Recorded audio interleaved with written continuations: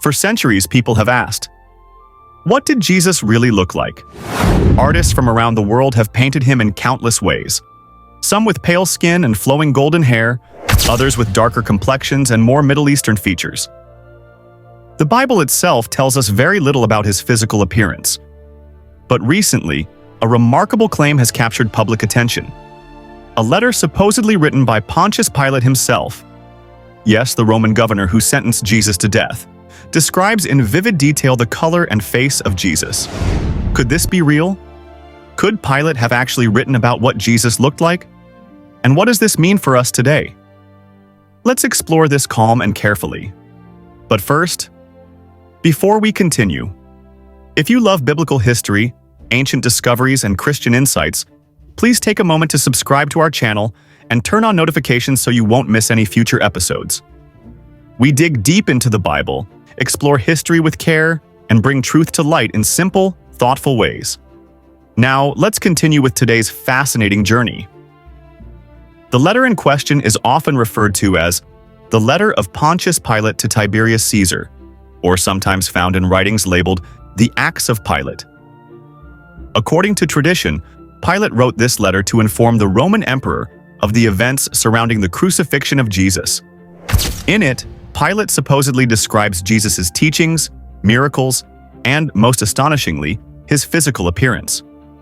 Many versions of the letter exist, and they include descriptions like, his hair is the color of a ripe hazelnut and falls in waves over his shoulders.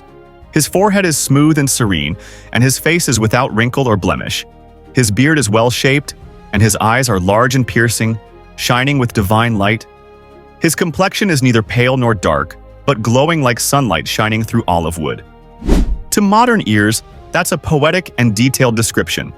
But before we get too carried away, we need to ask, is this real history? Scholars and historians agree that the so-called Pilate letters are not authentic historical documents.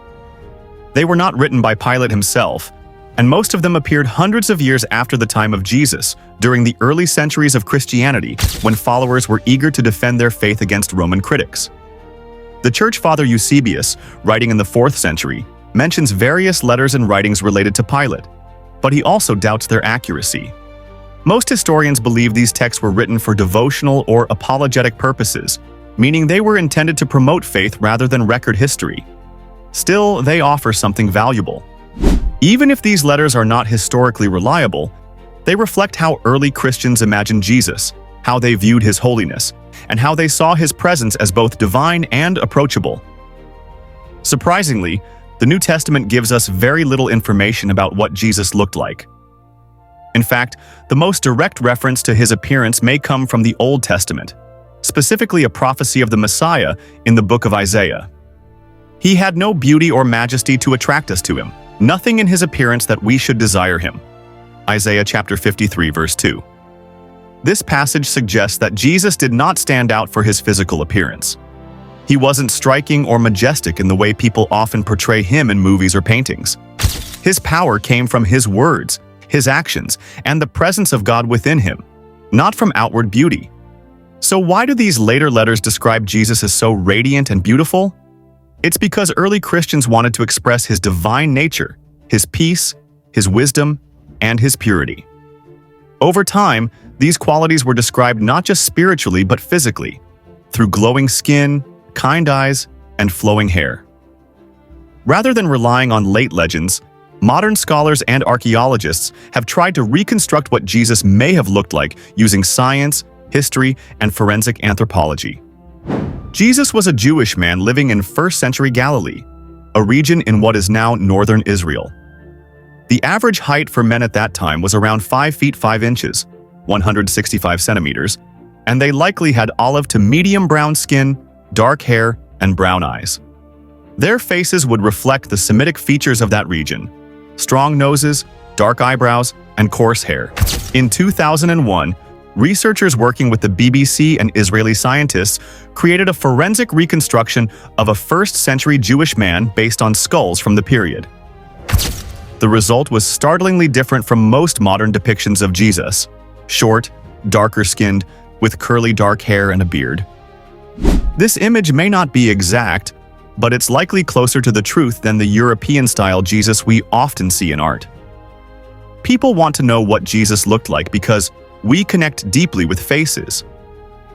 A face tells us about someone's emotions, their personality, and their humanity. To see Jesus' face, even in our imagination, is a way of feeling closer to him. But the Bible reminds us that Jesus came not to be admired for his face, but for his mission. The Word became flesh and made his dwelling among us. We have seen his glory, the glory of the one and only Son. John chapter 1, verse 14. His glory was not about golden skin or deep eyes. It was about his love, his truth, and his sacrifice. Even if the letter isn't authentic history, it's still meaningful in some ways. It shows how deeply Jesus impacted the ancient world. Even the Romans, his enemies, were fascinated by his presence. Even fictional Roman officials couldn't help but describe him in glowing terms. In a way, that's what all of us do. We try to describe Jesus not just with facts, but with faith. We speak of his kindness, his strength, his holiness, and his peace. Whether we picture him in a robe, on a cross, or sitting with children, we're trying to express who he is to us. In the end, the most important truth is this: Jesus sees us, and he invites us to follow him, not because of what he looked like, but because of what he did and who he is. Man looks at the outward appearance, but the Lord looks at the heart. 1 Samuel chapter 16, verse 7. Our faith is not built on images or facial features. It is built on a relationship. Whether Jesus had dark skin or light skin, curly hair or straight, is far less important than the truth that he lived, he died, he rose, and he loves us. So was there a real letter from Pilate describing the face of Jesus? Probably not. But that doesn't mean it's worthless. It reminds us of a time when people longed to see Jesus, to know him, and to describe him with beauty and reverence. Today, we have something even better than a description. We have his words, his spirit, and his presence with us.